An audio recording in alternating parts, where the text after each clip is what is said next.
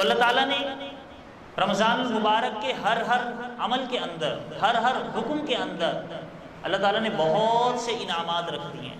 سحری ہو اس میں بھی انعامات، افطاری ہو اس میں بھی انعامات، روزہ ہو اس میں بھی انعامات۔ پھر روزے کا مقصد اللہ تعالیٰ نے ارشاد فرمایا کہ لعلکم تتقون، روزہ اس وجہ سے تمہارے اوپر مقرر کیا گیا ہے، اس کا مقصد یہ ہے تاکہ تمہارے اندر اللہ کا ڈر، اللہ کا خوف، اللہ کا تقوی پیدا ہو جائے، پرہیزگاری آ جائے۔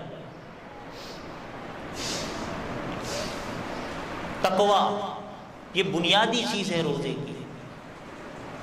جو ہم سارا سال گناہوں میں مبتلا رہتے ہیں، اللہ تعالیٰ سے دور رہتے ہیں،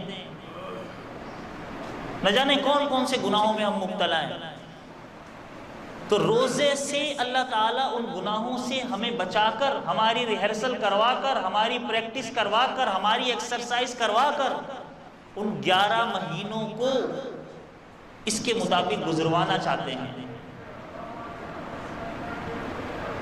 لعلکم تتقون، تقوی، ڈر، خوف۔ ایک مثال دی جاتی ہے نا، کیسا ڈر، کیسا خوف کہ مسلمان ہے، روزہ دار ہے، سخت پیاس ہے، اکیلے کمرے میں ہے، فریج بھی ہے، ٹھنڈا پانی بھی ہے، گرمی بھی ہے، پیاس بھی لگی ہوئی ہے، اس نے اپنے روزے کو مکمل کرنا ہے، کوئی نہیں دیکھ رہا اسے۔ بتائیے وہ چاہے تو پانی کا گلاس پی سکتا ہے، وہ پیے گا؟ نہیں پیے گا۔ کیوں نہیں پیے گا بھائی؟ اس کا روزہ ہے۔ کیوں نہیں پیے گا؟ کوئی نہیں دیکھ رہا۔ اس کے دل میں یہ خیال آئے کون سا مجھے کوئی دیکھ رہا ہے، لیکن دل میں مسلمان ہے تو دل میں یہ بھی خیال آئے گا کہ اللہ تعالیٰ تو مجھے دیکھ رہے ہیں، اللہ کو میں کیا جواب دوں گا؟ یہ عبادت میں نے اللہ کے لیے کی ہے، اللہ کو میں نے جواب دینا ہے۔ یہ جو نقطہ ہے کہ اللہ مجھے دیکھ رہے ہیں، یہ نقطہ ہماری زندگی کے ہر لمحے میں آ جائے۔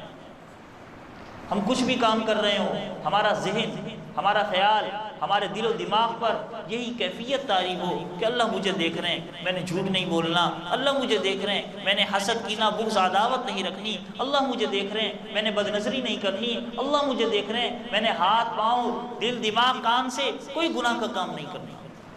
یہ ہے تقوی، یہ ہے پرہیزگاری، یہ ہے ڈر، یہ ہے خوف۔